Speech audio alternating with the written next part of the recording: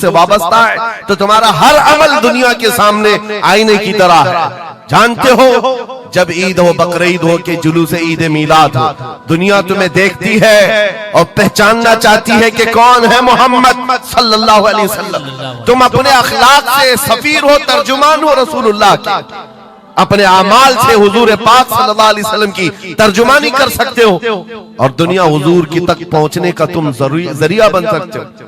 आज एक हदीस में आपके सामने रखता हूं। हजरत उमर फारूक का दौर है। एक शख्स मदीने तैयबा में कर्जा लिया था किसी से और कर्ज चुका नहीं पा रहा था, और वो भी सहाबी हैं जिनसे कर्जा लिया है।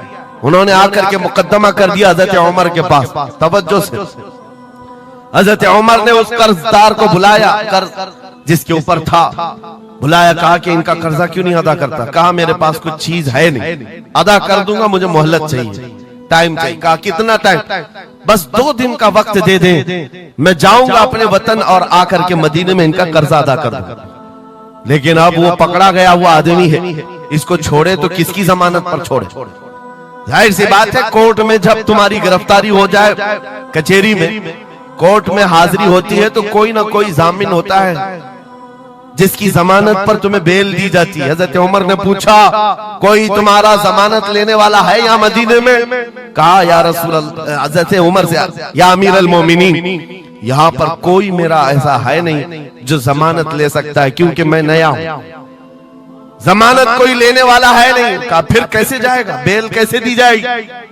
भरे मजमे में से एक सहाबी हजरत अबू दरदा खड़े होते हैं, कहते हैं अमीरुल मोमिनीन, मैं इसकी जमानत लेता हूं, मैं इसकी जमानत लेता हूं। हजरत उमर फारूक ने कहा अगर ये बंदा 2 दिन के बाद नहीं लौटा तो तुम्हें जेल में रखा जाएगा। जामिन के साथ यही होता है ना। तो उन्होंने कहा मुझे तस्लीम है। हजरत उमर के पास उन्होंने कबूल कर लिया और वो बंदा चला गया। 3 लोग हैं यहाँ पर, एक कर्ज दिया हुआ आदमी, एक कर्ज लिया हुआ और एक जमानत दिया हुआ। ये तीनों लोग अदालत से रिलेटेड है। अभी 2 दिन गुजर गए, हजरत उमर इंतजार कर रहे थे। शाम करीब आ गई, अदालत लगी हुई थी। आपने पूछा कि फलां जो कर्जदार था आया? लोगों ने कहा अभी नहीं आया। कहा बुलाओ अबू दरदा को जिन्होंने जमानत दी थी। बुलाया गया, कहा तुम्हारी गिरफ्तारी हो सकती है, तुमने जिसकी जमानत ली थी वो नहीं आया। हजरत अबू दरदा कहते मेरा यकीन है वो आएगा, मेरा यकीन है वो आएगा। मगरिब होने से पहले पहले वो बंदा देहात का रहने वाला दौड़ता हुआ आ गया, कर्जा वापस लेकर के आया। हजरत उमर के पास जब उसने रखा कि ये मेरे कर्ज की वापस मैं अमानत लेकर के आया हूं, बुलाएं उस सहाबी को जिनका कर्जा मैंने लिया था। वो सहाबी आए, कहा कि 2 दिन का ये वक्त लिया था और वापस लाकर तुम्हारा कर्जा दे दिया है। उस सहाबी ने कहा अमीरुल मोमिनीन मैं माफ करता हूं, मुझे नहीं चाहिए कर्ज, वापस नहीं चाहिए। अजीब मामला। कहा मैं माफ करता हूं। अब सुनो, हर एक से हजरत उमर ने पूछा, उस देहाती शख्स से पूछा। तीनों की जो बात है वो सबसे ज्यादा इंपॉर्टेंट है आज हमारे लिए। उस कर्जदार से पूछा तू भाग गया था, अपने घर गया था और यहाँ मदीने में कोई तुझे पहचानता नहीं था, गया था तो वापस वहीं से वहीं चला जाता कहीं तो तुझे ढूंढना मुश्किल होता। क्या बात है कि तू वापस लौट करके आया इस कर्जे को अदा करने के लिए? वो गरीब इंसान कहता है अमीरुल मोमिनीन चाहता तो मेरे पास रास्ते थे, उधर से उधर भाग जाता। मुसलमानों सुनो, जो लोग धोखाधड़ी करते हैं और लोगों के पैसे गबन करके खा करके बैठे रहते हैं, वो एक साहबी है, गरीब है, कहते अमीरुल मोमिनीन मैं चाहता तो उधर से भागकर चला जाता, लेकिन दिल में ये ख्याल आया कि अगर मैं चला गया तो बाद में दुनिया ये ना कहे कि मोहम्मद अरबी के गुलाम गद्दार होते, कहीं दुनिया ये ना कहे कि मोहम्मद अरबी के गुलाम धोखेबाज होते हैं। मेरे अमल से मेरे नबी की बारगाह में कोई उंगली ना उठाए, इसलिए मैं वापस आ गया। दूसरे वो सहाबी को हजरत उमर ने पूछा जिन्होंने जमानत दी थी, अबू दरदा तुम तो इसको पहचानते भी नहीं थे, तुमने जमानत क्यों दे दी? क्या यकीन था तुम्हारा कि ये आएगा? हजरत अबू दरदा कहते हैं डर तो सबको था, अजनबी को कौन जमानत देता है, लेकिन या अमीर अल मोमिनीन बात इतनी थी, पूरे मजमे में सन्नाटा था, एक अजनबी के लिए जमानत देने वाला कोई नहीं था। मैं सिर्फ इसलिए खड़ा हो गया कि कल को दुनिया ये न कहे मोहम्मद अरबी के गुलामों में मदद करने का जज्बा खत्म हो गया। कोई हुजूर के बारे में ये न कह दे कि इनके गुलामों में रवादारी खत्म हो गई है, लोगों की मदद करने का जज्बा खत्म हो गया। हजरत उमर ने उस सहाबी से पूछा जिन्होंने कर्जा छोड़ दिया, माफ कर दिया, कहा तुम्हारी वजह से तो मुकदमा हुआ था, जब वो कर्ज लेकर वापस आया है तुमने माफ क्यों कर दिया? उस सहाबी ने भी कहा, या अमीर अल मोमिनीन, चाहता तो मैं ये रकम लेकर चला जाता, लेकिन मैंने भी दिल में ये सोचा कि कल को दुनिया ये न कहे मोहम्मद अरबी के गुलामों में माफ करने का जज्बा भी खत्म हो गया है। तीनों का अमल हुजूर से रिलेटेड है, तीनों का अमल नबी पाक सल्लल्लाहु ताला अलैहि वसल्लम से ताल्लुक रखता है। सुन्नियों, क्या आज हमारे हर अमल के साथ हमें ये नहीं सोचना चाहिए दुकान में बैठकर हो सकता है तुम 1 रुपया ज्यादा किसी को डाल दो, 1 रुपये से तुम्हारा कुछ होता नहीं, लेकिन साथ सामने आए हुए आदमी का ईमान बिगड़ न जाए, कहीं तुम्हारा चेहरा, तुम्हारी दाढ़ी, तुम्हारी टोपी, तुम्हारे नाम से वो दिल में ये नफरत ना पाल ले कि मोहम्मद अरबी के गुलाम झूठे होते हैं, नाउज़ बिल्लाह। तुम्हारे अमल से नबी पाक सल्लल्लाहु ताला अलैहि वसल्लम की तरफ उंगलियां उठाई जा सकती।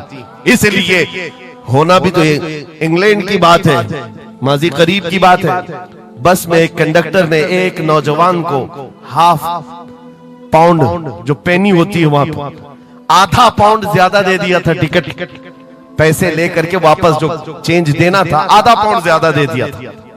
वो नौजवान ने ले लिया, रख लिया, कहा इसको क्यों लौटाऊं, इसको क्यों लौटाऊं, लेकर बैठा रहा। 1 घंटे का सफर था, दिल में 2-3 मरतबा ख्याल आया ½ पाउंड लेकर करूं भी क्या, इसको दे देता हूं। फिर दिल में ख्याल आया इसको देकर क्या करूं इस काफिर को। बाद में इसी कश्मकश में बात ऐसी आई कि वो नौजवान कहता है बस से उतरने से पहले मैंने वो ½ पाउंड कंडक्टर को दे दिया, कहा आपने 1 घंटा पहले मेरा टिकट निकाला था, उसमें ये ½ पाउंड आपने ज्यादा मुझे लौटाया था, ये ले लीजिए आपकी। वो कंडक्टर कहता है ये गलती से ½ पाउंड ज्यादा नहीं गए थे, मुसलसल कई सालों से मैं इस्लाम को पढ़ रहा हूं, मोहम्मद अरबी सल्लल्लाहु अलैहि वसल्लम की सीरत पढ़ रहा हूं, नबी पाक सल्लल्लाहु अलैहि वसल्लम की सीरत का सबसे अहम चैप्टर मैंने ये पढ़ा था कि वो सबसे ज्यादा अमानतदार थे। मैंने आज ये तय किया था किसी मुसलमान को मैं देखूं कि वो 1400 साल पहले वाली अमानत अब भी बाकी है या नहीं, तूने ½ पाउंड लौटा करके मेरे ईमान को मजबूत कर दिया, अब मैं इस्लाम में दाखिल होता हूं। सुभान अल्लाह, नारे तकबीर, नारे रिसालत, अज़मते रसूल। तुम्हारा छोटा सा अमल, वो नौजवान कहता है ½ पाउंड में मैं मेरा इस्लाम बेच भी सकता था और लौटा दिया है तो किसी बंदे के हुजूर की गुलामी में दाखिल होने का सबब भी बन गया। इसलिए अजीजा ने गिरामी औकात, हमारा हर अमल बड़ा जिम्मेदार है, हमारा हर अमल बड़ा जिम्मेदार है। सिर्फ आज के दौर में आपको एहसास में ये दिलाना चाहता हूं कि कुरान तुम्हारे मुतालिक कहता है कुंतुम खैर उम्मतिन, तुम सबसे बेहतरीन उम्मत हो, सबसे बेहतरीन उम्मत हो जो इंसानों में निकाले गए हो। मुझे बताओ अल्लाह की सर्टिफिकेट के बाद किसी कीड़े मकोड़े की सर्टिफिकेट की जरूरत होगी आपको? दुनिया आतंकवाद कहे, दहशतगर्द कहे, टेररिस्ट कहे, 1000 बार कहे, हमारी पेशानी पर चिपका के घुमाए, हमें फर्क नहीं पड़ता। मेरा मौला फरमा रहा है तुम खैर उम्मत हो, तुम खैर उम्मत हो और खैर उम्मत रहेंगे, क्योंकि जिसने हमें पैदा किया वो खुद फरमा रहा है। और एक बात, छुप छुप करके जीने की भी जरूरत नहीं। नाम मुसलमान है तो ऐलान मुसलमान, कोई जुर्म तो नहीं किया ना इस्लाम में आकर के, या इस्लाम पर चल करके कोई जुर्म है। और ये नाम छुपाने की जरूरत इसलिए नहीं कि अल्लाह ताला कुरान में फरमाता हुवा सम्माकुमुल मुस्लिमीन, वो अल्लाह है जिसने तुम्हारा नाम मुसलमान रखा है, जो खालिक कायनात है। फख्र करने की 1-2 चीजें नहीं, हजारों चीजें तुम्हारे पास। लेकिन होता यह है कि आज के हालात में हर कोई एहसास कमतरी में मुब्तला, डराने की सूरत पैदा कर रहे हैं। ये जितने भी सोशल मीडिया पर चीजें वायरल की जाती है, इधर से उठाओ उधर पहुंचाओ, वीडियोस हो, फोटोज हो, सब मुसलमानों के दिलों में ये चीज बिठाने की कोशिश की जा रही है कि तुम बहुत गए गुजरे हुए हो, तुमसे कुछ नहीं हो सकता। और मैं बार बार अपनी तकरीरों में ये ऐलानन कहता हूं कि जो हमें कह रहे हैं ये पंचन पुत्र हैं, इनके पास कुछ भी नहीं होता, ये टूटे हुए हैं, बिखरे हुए हैं, फिर मैं उनसे पूछता हूं 24 घंटे हम पर टीवी में डिबेट क्यों करते हो, बार बार क्यों डिबेट करते हो? वजह यह है उन्हें पता है। और दूसरी किसी कौम को इतना टारगेट करते हुए देखा है आपने? कभी देखा हो तो मुझे बताओ। हजारों कौमें और भी जीती है, लेकिन इलेक्शन में हमारा ही नाम, टीवी पर मीडिया पर हमारा ही नाम, दाढ़ी हो, टोपी हो, मस्जिद हो, मेहराब हो, बुर्का हो, मस्जिद हो, यही सारी चीजें। क्यों? इसलिए कि आपको ये एहसास दिलाना है। तुम कह रहे हो हमारे पास कुछ नहीं, दुनिया कहती है नहीं बहुत कुछ है तुम्हारे पास, बहुत कुछ है तुम्हारे पास। और वो बहुत कुछ क्या है जिसको 100 साल पहले अंग्रेज कहता था ये फाका कश मौत से डरता नहीं, जरा रूहे मोहम्मदी इसके बदन से निकालता।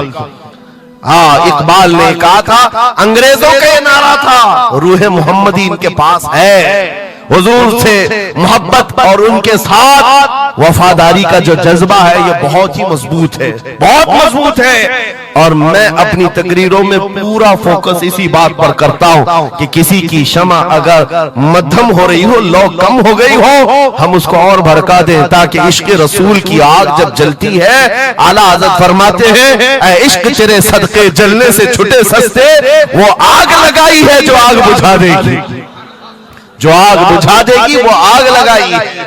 इसलिए ऐ सुन्नियों, इस दौर में फख्र के साथ ही जीना है। जो चीज तुम्हारे पास है